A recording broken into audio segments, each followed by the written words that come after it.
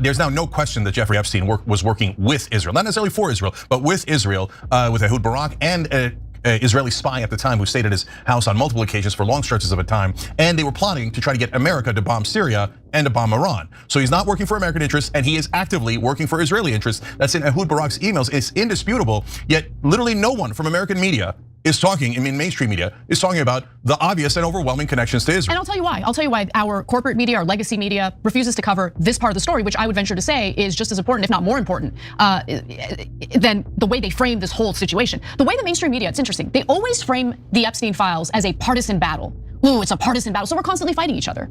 Now, keep in mind, the Epstein files have already implicated powerful people on the left and the right. Okay, Larry Summers essentially getting advice from Epstein on how to handle the young woman from Harvard that he was having an affair with.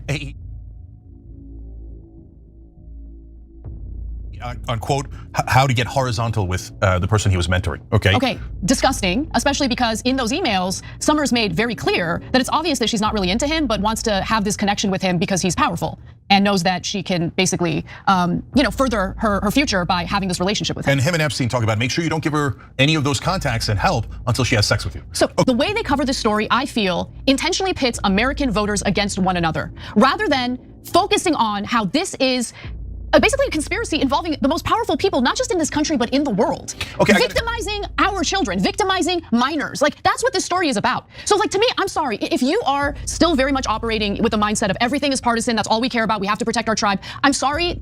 I'm sure the way we cover this story upsets you.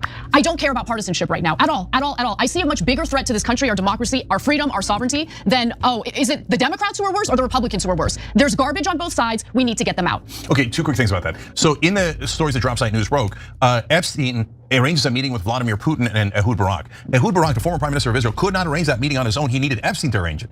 On that fact alone, that shows you that Epstein was one of the most powerful people on earth.